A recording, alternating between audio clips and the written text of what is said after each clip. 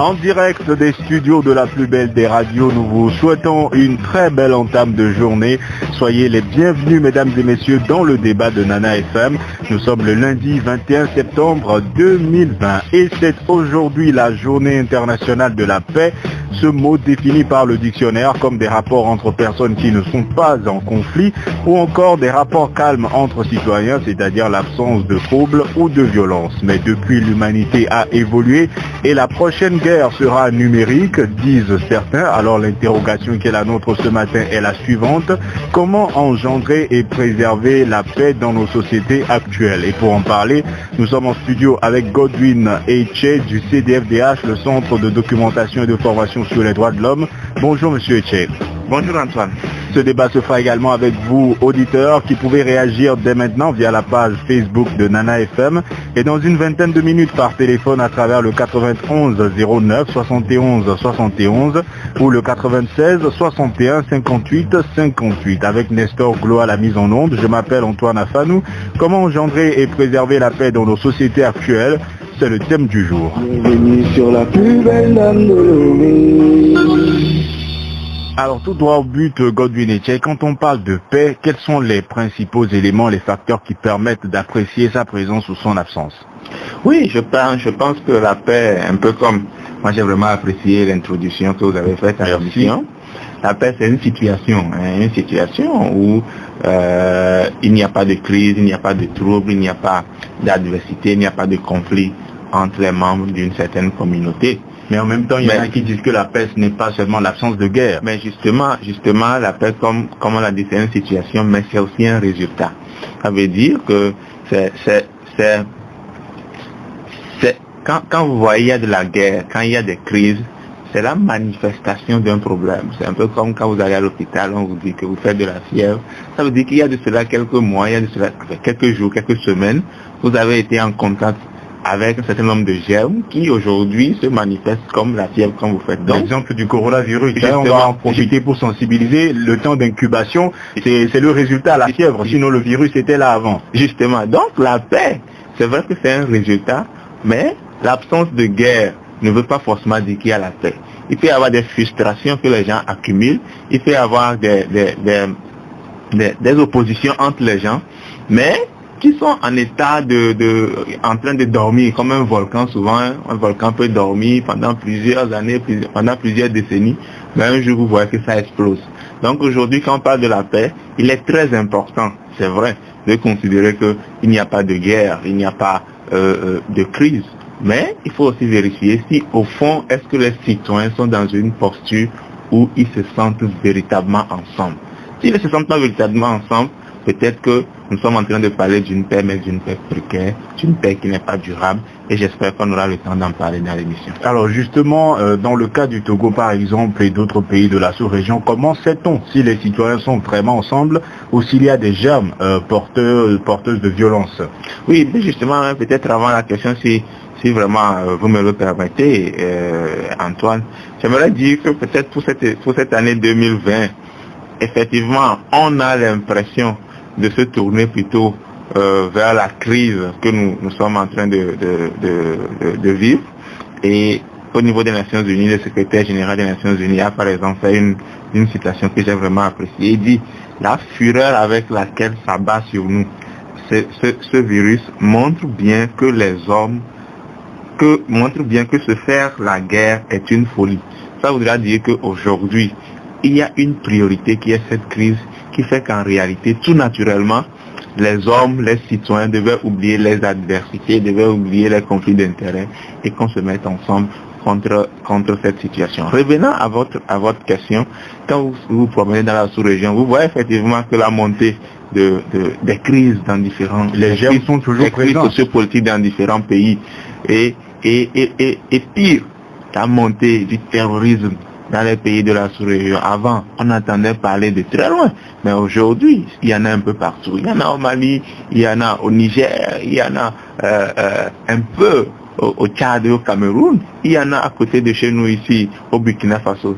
Donc effectivement, dans la sous-région, moi je vois deux manifestations de ces menaces à la paix. C'est vraiment d'abord l'avancée du terrorisme, mais c'est aussi les crises sociopolitiques grandissantes ou dans tous les pays, chez nous ici, n'eût été en 2020, cette crise, peut-être, je ne le souhaite pas, mais peut-être qu'on aura encore peut-être des manifestations. Ça veut dire qu'il y a un niveau très avancé où on voit des actes de violence, de guerre civile, de terrorisme.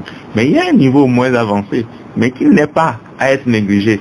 Ce sont les crises, les insatisfactions, les frustrations, la grogne qui est en train de monter dans les différents pays de la sous-région. Alors on verra dans quelques instants les éléments sur lesquels il faut agir pour éviter justement cette frustration qui s'entasse entre guillemets au sein de la population. Le temps de rappeler aux auditeurs qu'ils écoutent Nana FM, nous sommes dans le débat aujourd'hui avec Godwin Etier, coordonnateur du CDFDH, le Centre de documentation et de formation sur les droits de l'homme, en train de nous interroger comment engendrer et préserver la paix dans les sociétés actuelles. Et vous auditeurs pourrez dans 5 minutes environ participer à ce débat en composant le 91 09 71 71 ou le 96 61 58 58. Vos réactions sont également attendues sur la page Facebook de Nana FM. Parlons de Facebook, nous avons lu dernièrement sur votre page à vous, je cite, « Travailler pour plus de justice dans nos sociétés, ainsi vous aurez moins honte chaque fois que vous prononcerez le mot paix ». Est-ce que cela veut dire qu'il y a un lien entre justice et paix? Justement, je crois que il faut quand même saluer les efforts de nos autorités aujourd'hui. Chaque fois qu'on parle de paix dans notre pays, il faut saluer les efforts. Parce qu'effectivement, le discours que les gens entendent influence véritablement leur action. Et le mot paix revient souvent. Le mot paix revient souvent. C'est une chose à saluer, que ce soit du gouvernement, de la part du gouvernement ou de la part de la société civile. Vous voyez, cela contraste un peu avec ce qui se passe sous d'autres cieux comme les États-Unis. Vous voyez un président comme Donald Trump, qui, à la limite, se fout de tout ce que vous appelez paix.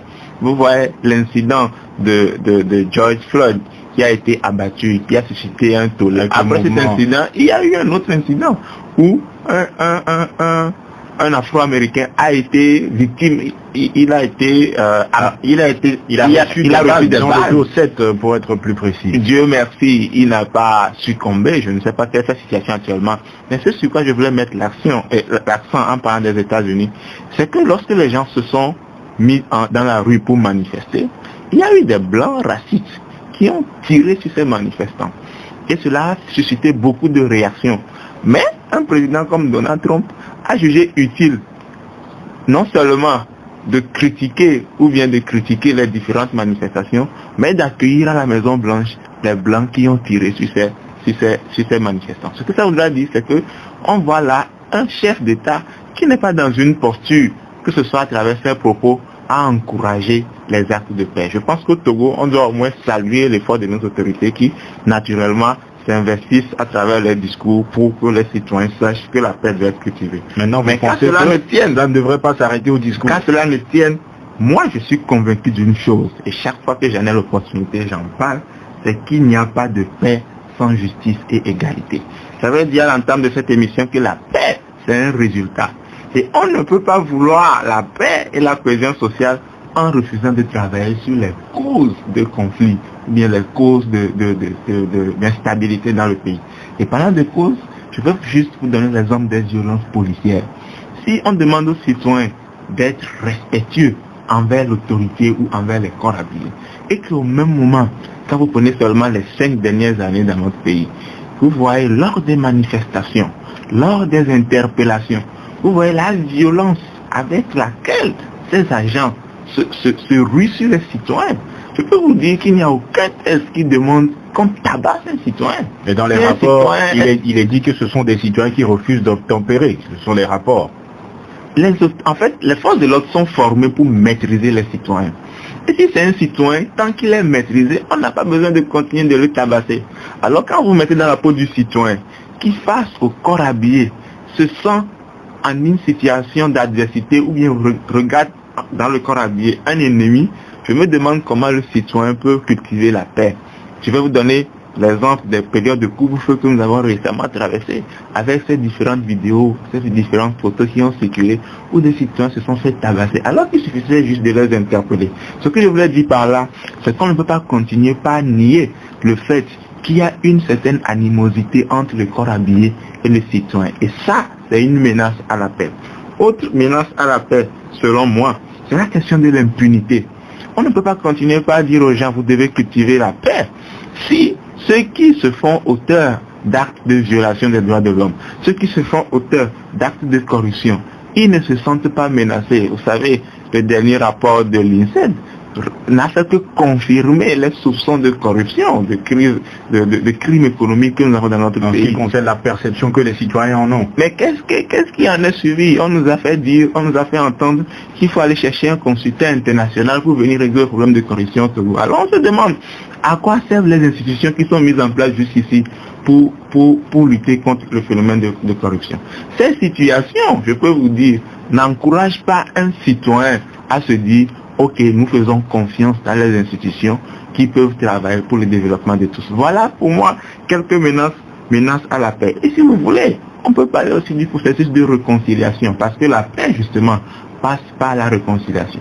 Lorsque dans notre pays, il y a eu des situations qui ont poussé les Togolais à s'entre-déchirer, à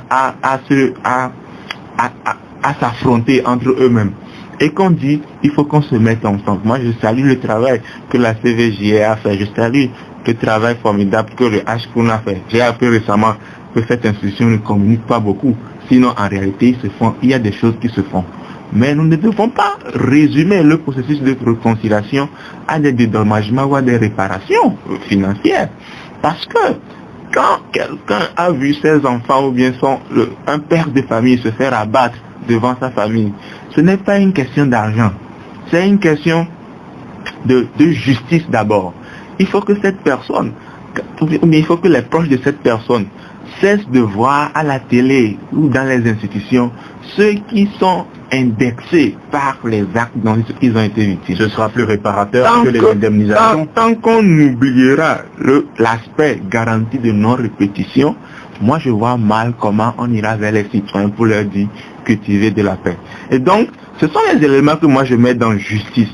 Quand nous parlons de justice, c'est que justement ceux qui, à un moment ou à un autre, se sont comportés de façon à mettre en péril ou bien à fragiliser la confiance que les citoyens ont dans les institutions, que ces personnes, on puisse les identifier, qu'on puisse les sanctionner, afin que les citoyens sachent que je n'ai pas de raison de recourir à la justice privée. C'est peut-être ça qui explique le fait que souvent, quand on interpelle quelqu'un en train de voler au grand marché, les citoyens justement se réunissent pour essayer d'immoler cette personne sur l'autel de la vindicte populaire, comme on a l'habitude de dire.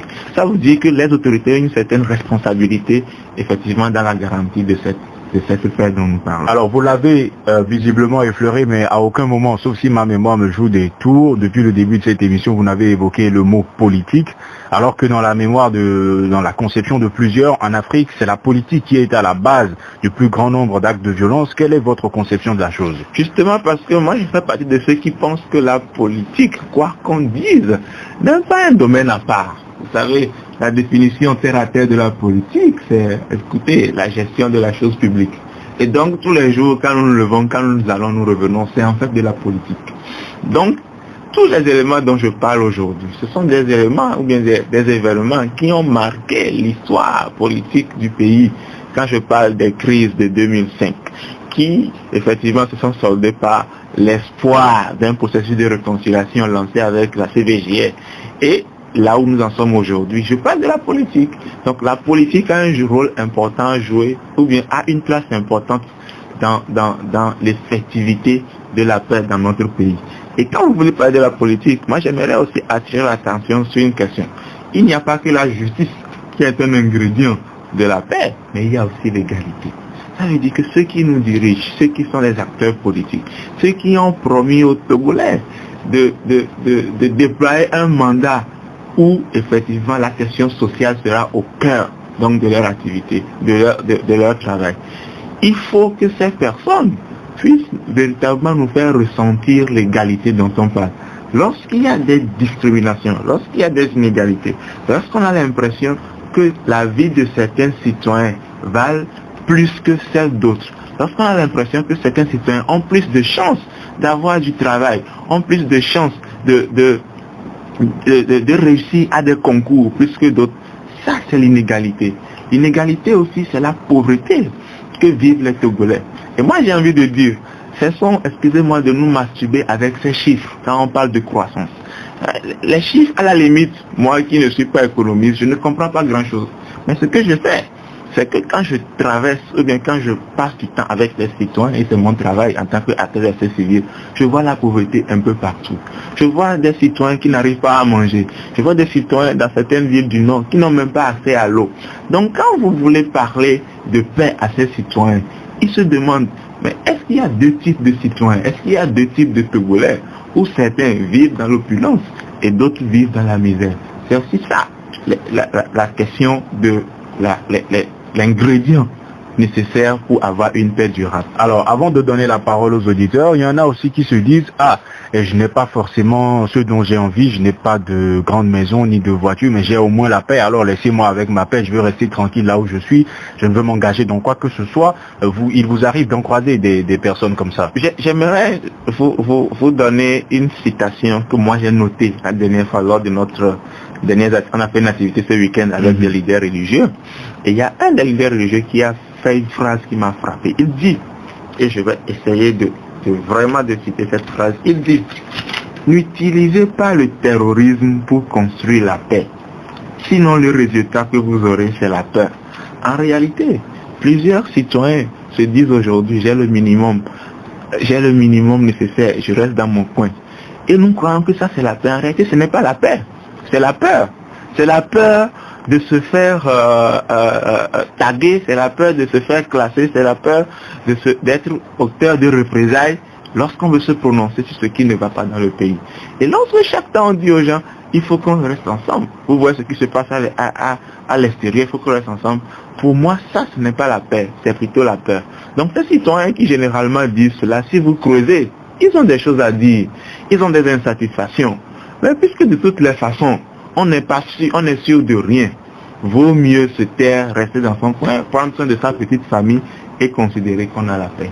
C'est bien cette paix-là que moi je considère comme une paix précaire et une paix qu'il faut absolument combattre et mettre en place une paix durable dans laquelle les citoyens eux-mêmes participent à l'édification de notre société. Vous l'avez rencontrée, vous l'avez abordée, elle vous a conquis. Vous l'avez épousée pour ses valeurs. Avec vous, elle a fait du chemin. Fidèle, prompte, dévouée, elle coule dans votre vie par sa grâce, sa fraîcheur et sa douceur. Entraînez-vous, c'est plus qu'une tradition, c'est une histoire d'amour. C'est fin de cette lutte, toutes nos valeurs dans un nouvel emballage pour désaltérer sans altérer votre santé. Le 91 09 71 71 ou le 96 61 58 58, c'est à travers ces deux numéros que vous pouvez participer à ce débat qui a pour thème, je vous le rappelle, comment engendrer et préserver la paix dans les sociétés actuelles. Nous vous rappelons que nous sommes en studio avec Godwin Etienne, coordonnateur du CDF-DH. Premier auditeur en ligne, allô? Auditeur en ligne, allô? Alors quand vous nous appelez, n'éteignez pas votre poste récepteur, baissez le volume juste assez pour être en mesure de nous entendre. Un autre auditeur en ligne, allô? Oui, allô. Bonjour. Bonjour. Bonjour Monsieur Pelé, comment allez-vous? Oh, très bien. Allez-y, nous vous écoutons de Doula Samé. Oui, je salue l'invité. Merci, Oui, bonjour. Oui. Ce sujet va nous dire que, est-ce que quand on dit qu'il veut la paix, pas la guerre, qu'est-ce que ça veut dire? Ça, c'est une question que vous avez posée. Parce que cette citation-là, moi, je n'aime pas ça. Quelle situation? Qui veut la paix prépare la guerre. C'est une citation que vous n'aimez pas vraiment. Oui. C'est-à-dire qui veut la paix évite la guerre. Parce que cette citation-là, c'est pour ceux qui vendent des armes. Ceux qui vendent. Donc, il faut que notre invité soit clair là-dessus. Dans votre institution, il faut dire ça que celui qui veut la paix doit éviter la guerre. Bon, pour des discours aussi, il faut qu'on voit aussi vos discours aussi. Quand nous sommes dans un pays où le chef de l'État nous a dit qu'il y a une minorité qui s'accapare la richesse du pays, qu'est-ce qui va se passer? Il doit y avoir la guerre. Parce qu'il a déclaré la guerre. Parce que nous avons une richesse qui est pour le peuple et que le président qui est censé être le garant de cette richesse-là il nous a dit qu'il y a une minorité qui s'accapare de ça. Et depuis ce jour, il ne nous a pas dit qu'aujourd'hui, depuis que je suis en train de gouverner, voilà, la minorité qui s'accapare l'argent du pays, a fini et qu'il y a une majorité qui s'accapare. Bien. Vous voyez ça. Vous pensez qu'il faudrait agir pour une distribution équitable des richesses? Il faut mener cette politique-là vers le chef de l'État pour que nous restituions nos richesses. Merci. Merci, M. Pelé, d'avoir participé au débat. Passez une excellente journée. Un autre auditeur en ligne. Allô? Allô? Bonjour, M. Gado. Je vais vous inviter. Il s'appelle Godwin Etienne. Comment allez-vous? Ah, ça va très bien. Allez-y, nous vous écoutons. Bon. Et 3e, 4e, 5e mandat, ça apporte la paix au terrorisme. À Ouattara et Condé, c'est la paix qu'ils sont en train de construire au terrorisme. La CEDEAO, c'est ce que vous voulez savoir. La paix au terrorisme. Merci, bonne journée. Bonne journée à vous également. Monsieur Gado, le 91 09 71 71, auditeur en ligne. Allô? Alors, bonjour. Bonjour, monsieur Maglo, comment allez-vous? Ça va très bien. Vous étiez en congé? Non. J'ai des soucis de santé. Oh là là. Mais à chaque fois qu'on devait se voir, ça n'a pas pu se faire, du coup, je ne l'ai pas appris. J'espère que vous vous portez mieux maintenant. Ah, plus ou moins. Bien. Allez-y, nous vous écoutons. Oui, nous disons souvent que la paix, ce n'est pas l'absence de la guerre. C'est vrai aussi que la paix, c'est l'absence de la guerre. Moi, je l'affirme. Pour le commun des mortels, la paix, c'est l'absence de la guerre. Parce que s'il y a la guerre aujourd'hui, nous ne serons pas là pour philosopher sur la paix ou sur la guerre. Mais la véritable paix, c'est la présence de la justice. C'est l'a dit tout à l'heure. Et la véritable paix, c'est l'absence de la justice et pour le gouvernement, puisque souvent les troubles sont causés par les politiques. Et ça fait, je dirais que c'est l'absence, c'est la présence de la justice et pour les gouvernants et pour les citoyens. Vous voyez, lorsque le citoyen est frustré, il n'a pas la paix intérieure, il a des soucis évidemment. Mais ceux qui le prennent, je voudrais parler des gouvernants, eux aussi ne sont pas en paix intérieurement. Ils craignent les représailles futures. D'ailleurs, c'est ça qui fait qu'ils perdurent au pouvoir. Bien, ils ne veulent pas partir parce qu'ils craignent un lendemain désastreux pour eux. Bien, votre question rejoint un peu celle de M. Gado qui voudrait savoir si on participe à l'édification de la paix ou si on donne naissance à la guerre à travers la conservation du pouvoir. Notre invité vous répond dans quelques instants. Avez-vous d'autres éléments, M. Maglo?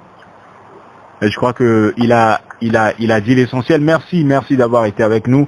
Passez une bonne journée. Encore un auditeur en ligne, nous laissons réagir notre invité. Allô? Oui, bonjour. Bonjour. Max? Comi. Non, c'est Comi. Vous vous appelez comment? Autant pour moi. Comi. Comi, vous nous appelez d'où? Présentement à Madarome. Allez-y, nous vous écoutons.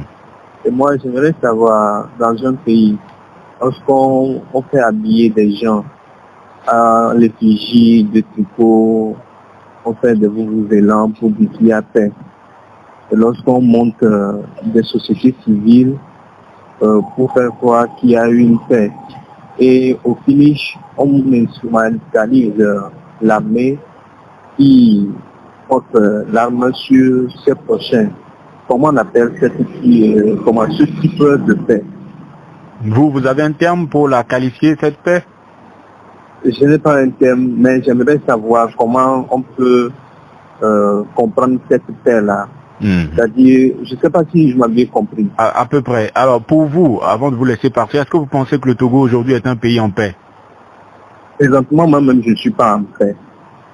Parce que quand je sors, je suis inquiet. Quelqu'un peut m'attaquer nulle part et je n'aurai pas les juridictions adéquates pour me faire valoir mes droits. Bien. Merci M. Comi d'avoir partagé votre sentiment avec nous. Passez une excellente journée. Nous marquons une pause au standard pour répondre à ces interventions. On commence avec Comi. Il voudrait savoir comment peut-on qualifier cette paix dans laquelle il se trouve et lui-même personnellement estime ne pas véritablement avoir la paix.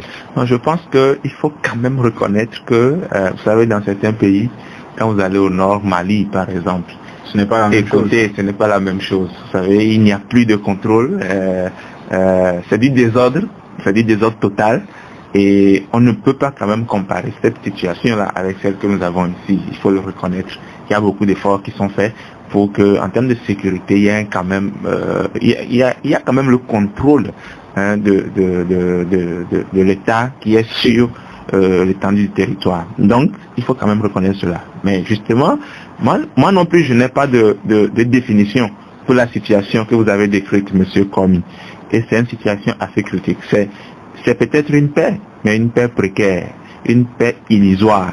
Parce que nous avons parlé tout à l'heure des causes. Et quand ces causes, on ne fait rien pour les arrêter, je ne veux pas être un oiseau de mauvaise augure, mais il n'y a pas de raison qu'on n'arrive pas dans des situations d'explosion, comme on le voit un peu sur le continent. Monsieur Magloire a partagé votre raisonnement, bon, sauf que lui, il pense que la paix, c'est l'absence de guerre et la présence de justice.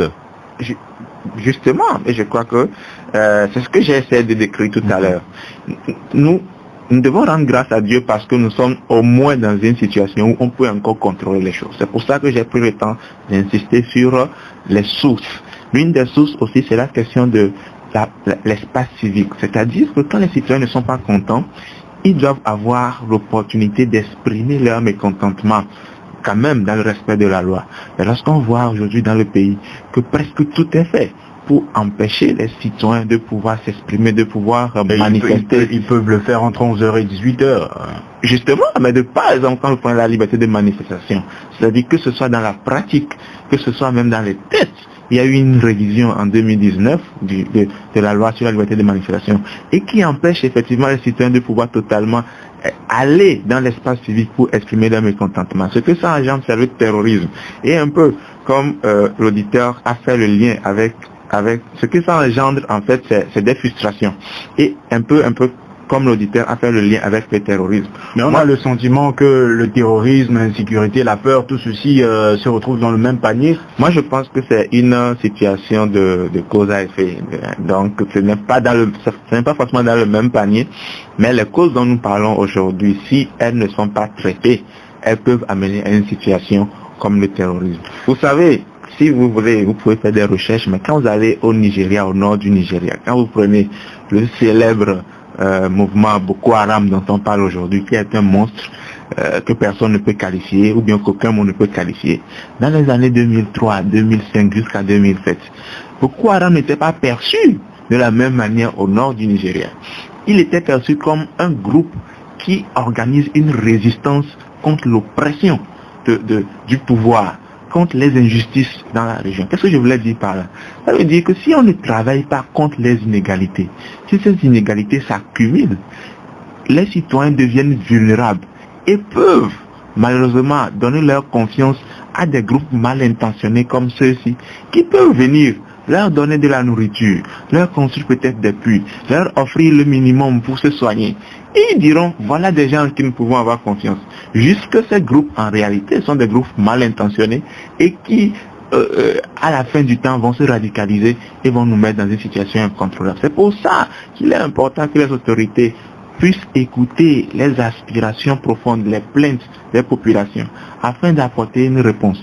Lorsqu'on a l'impression que l'autorité n'est pas ouverte pour écouter les plaintes, les préoccupations des populations, naturellement, celles-ci, ou bien ces dernières, peuvent se tourner vers ces groupuscules, ou bien ces groupes qui, je le dis encore, sont des groupes mal intentionnés. Et M. Gado qui voudrait savoir le rôle que joue la conservation du pouvoir, 3e, 4e mandat et ainsi de suite, dans le climat social. Non, je pense que c'est une question qui est aujourd'hui dans toute la sous-région qui me fait mal personnellement quand on parle de l'Afrique. Parce que vous voyez, l'Afrique a tellement de problèmes qu'on ne doit pas mettre toutes nos énergies pour lutter comme ça. Regardez aujourd'hui à Côte d'Ivoire, tout ce qui se passe aujourd'hui, l'actualité en Côte d'Ivoire, c'est la question de est-ce que Ouattara va se présenter ou pas, est-ce qu'il sera président ou pas, alors que justement, il y a la crise Covid où les gens continuent de se contaminer. Ça veut dire que nous sommes pris au piège par cette histoire de conservation de pouvoir qui nous détournent, bien qui détournent notre attention de l'essentiel. Des questions de développement et notamment. Le développement sera toujours un sujet facultatif. Alors que justement, ce dont l'Afrique a besoin pour se relever, c'est de se développer. Ce dont l'Afrique a besoin pour que nos concitoyens cessent de mourir lors des migrations clandestines dans la Méditerranée, c'est que l'Afrique offre des perspectives à ses enfants. Et ces perspectives, pour le moment, moi je n'en vois pas. Civis pacem parabellum, qui veut la paix prépare la guerre, c'est la traduction latine de l'expression, et M. Pelé dit qu'il n'est pas d'accord avec. Je suis presque d'accord avec Pelé parce que justement, nous ne sommes pas, en fait, on n'est pas dans une stratégie militaire où on se dit qu'il faut absolument éliminer l'ennemi avant qu'il puisse nous atteindre. Voilà.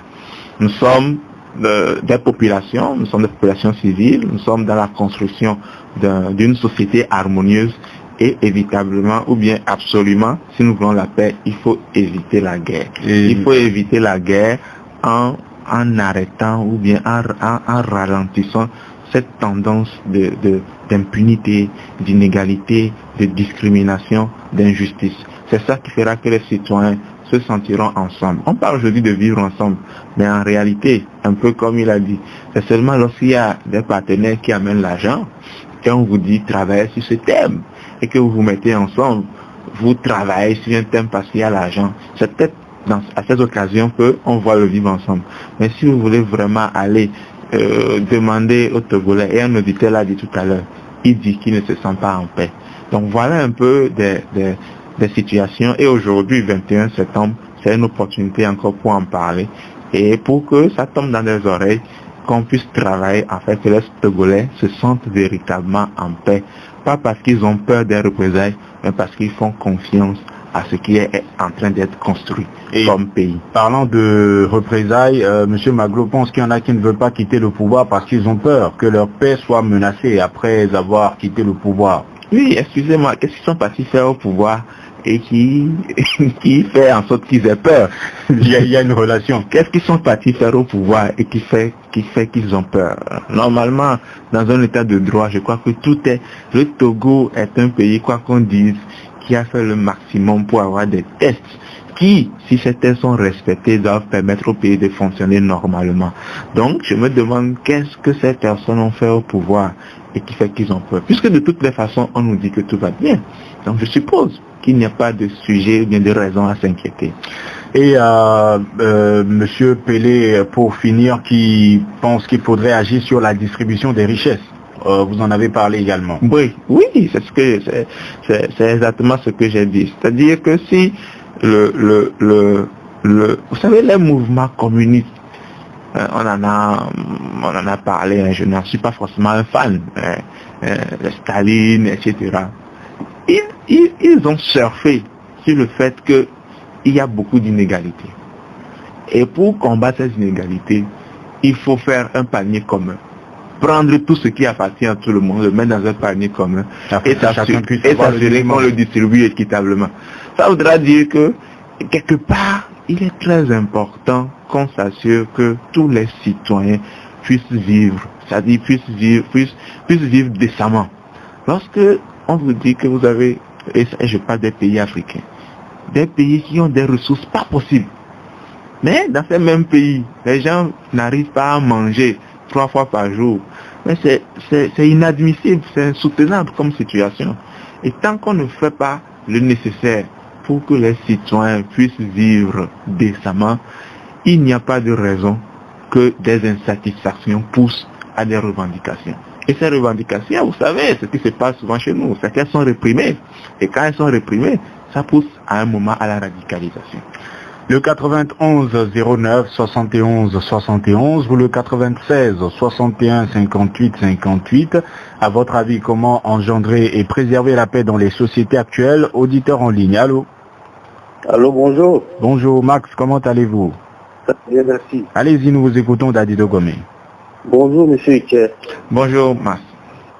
Bon, pour moi, il y a 2 sortes de paix. Il y a la paix de Dieu et la paix des cimetières, qui veut dire la peur. Parce que je vais vous dire, Dieu a plusieurs noms. La paix, la vérité, la justice, l'amour, l'égalité. Et quand vous refusez d'aller vers Dieu, vous allez vers le diable, vous êtes dans l'injustice, l'iniquité, la haine, l'injustice, le mensonge, la peur, et ainsi de suite. Allô? Nous vous écoutons. Ok. Je voudrais dire par là que quand nous parlons de paix, il faut savoir de quelle paix nous parlons. Est-ce que nous parlons de la paix de Dieu ou bien de la paix du diable? Parce que quand nous nous présentons devant nos concitoyens, nous allons à l'église et nous parlons de paix, alors que nous sommes dans l'iniquité, dans le mensonge, le tripatouillage des élections. Pour vous, pour garantir la paix, il faut lutter contre l'iniquité, simplement. Voilà. Bien. Merci. Merci, Max. Et vous réalisez que vraiment votre opinion, quel que soit l'auditeur, compte pour nous dans ce débat parce que nous vous écoutons vraiment silencieusement au point où vous pensez qu'on n'est plus là, mais nous vous écoutons tout à fait. Auditeur en ligne, allô? Oui, allô, bonjour, monsieur Afam. Bonjour, Félix? Oui, c'est Félix. Ah d'accord, mais allez-y, nous vous écoutons. Oui, je salue l'invité. Merci, bonjour Félix. Oui, personnellement, moi je ne suis pas en paix. Et je crois que les citoyens togolais et la majorité n'est pas aussi en paix. Et pourquoi je dis ça? Et bon, je suis en train de vous appeler maintenant. Je ne sais pas si après l'appel, on viendra m'arrêter ou pas. Est-ce que cela vous est déjà arrivé une fois? Plusieurs fois, on m'a appelé, c'est vous, Félix Gadakpabe. Oui, monsieur, et attendez. Bon, je suis placé sur l'écoute.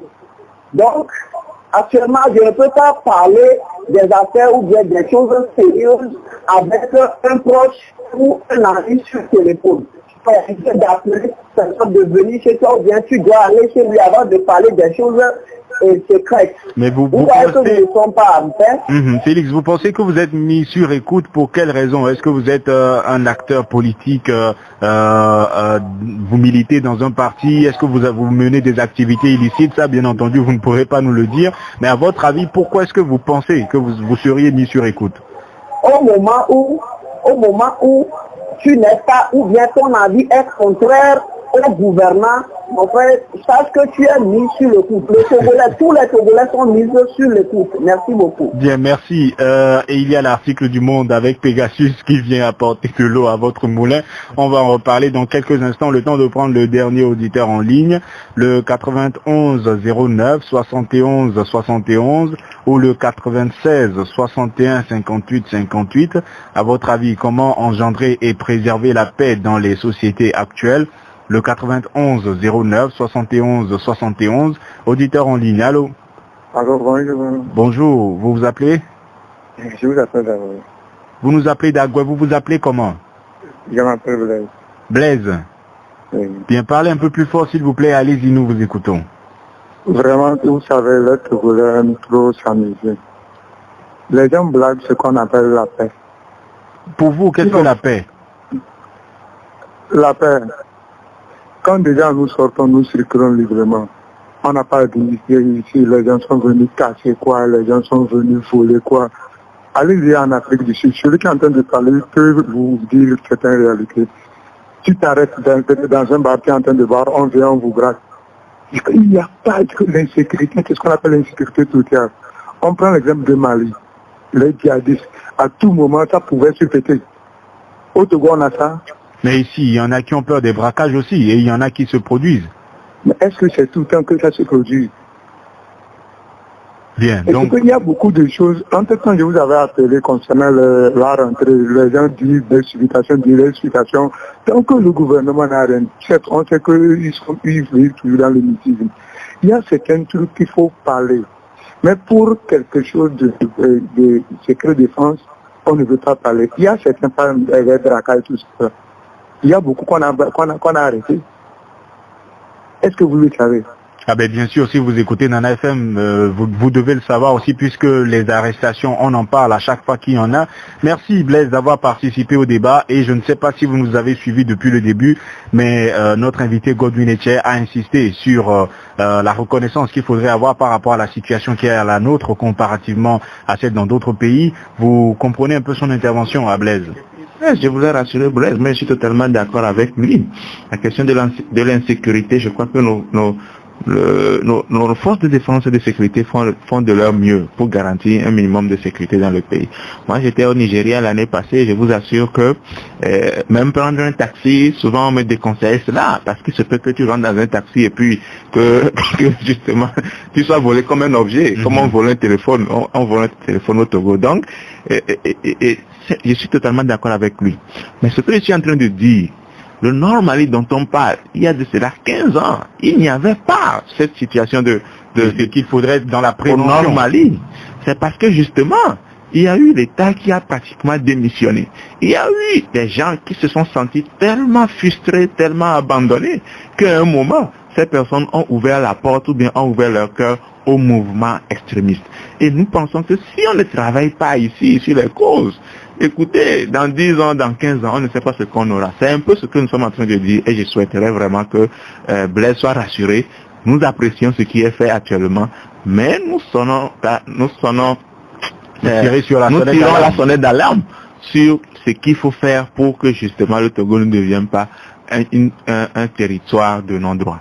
Et Max qui pense qu'il faut lutter contre l'iniquité, vous l'avez dit également, et puis Félix Dalakwame qui pense qu'il est sur écoute. Est-ce que vous pensez la même chose? Parce qu'il dit qu'à chaque fois qu'on a un avis contradictoire, on n'a pas la même opinion que les dirigeants, on peut être mis sur écoute. Malheureusement, je ne peux pas dire à Félix qu'il a tort. Vous savez pourquoi? Parce que justement, quand cette histoire le plus récente de Pegasus est sortie, sauf erreur de ma part, il n'y a pas eu de démenti de la part des autorités. Vous voyez, des autorités qui sont proches de leurs citoyens, c'est aussi chaque fois qu'il y a une situation de confusion, que l'opinion soit située. Donc, Félix, je vous écoutais, mais je ne peux pas dire que vous avez tort parce que je n'ai pas les éléments. Moi aussi, j'aurais souhaité qu'on puisse nous démontrer que toutes ces allégations sont fausses et malheureusement, pour le moment, à mon niveau, je n'ai pas suffisamment d'éléments. Quel sera votre mot pour clore, Godwin? Moi, je voulais vraiment insister. Je pense que je vais être très positif en disant que nous avons encore l'opportunité de faire mieux que ce que nous avons. Vous savez, nous avons sillonné le pays juillet, août, septembre, à travers un projet que nous faisons avec le PUMID. Nous avons organisé des pistos, caravanes de la paix malgré les exigences de la crise Covid. Et ce que nous avons entendu les citoyens dire, c'est qu'en réalité, ils ont envie de faire confiance dans les institutions. Mais il y a tellement de faits sociaux, il y a tellement de cas d'injustice qui les empêchent à faire confiance à nos institutions. Et ça sera donc pour moi une invite. Au même moment où nous passons notre temps à sensibiliser les citoyens sur la nécessité de cultiver la paix, la tolérance, la cohésion sociale, il faut que les autorités nous donnent des garanties que nous pouvons faire confiance à ceux qui, effectivement, sont censés nous protéger. Merci Godwin Etche d'avoir accepté de répondre à nos questions. Je rappelle que vous êtes le directeur exécutif du Centre de documentation et de formation sur les droits de l'homme, CDFDH. Ce débat se termine. Merci à vous, auditeurs, de l'avoir suivi et d'y avoir participé. Nestor Plo, mise en onde. Je m'appelle Antoine Afanou. Passez une excellente journée en compagnie de Nana FM. Nana FM 95.5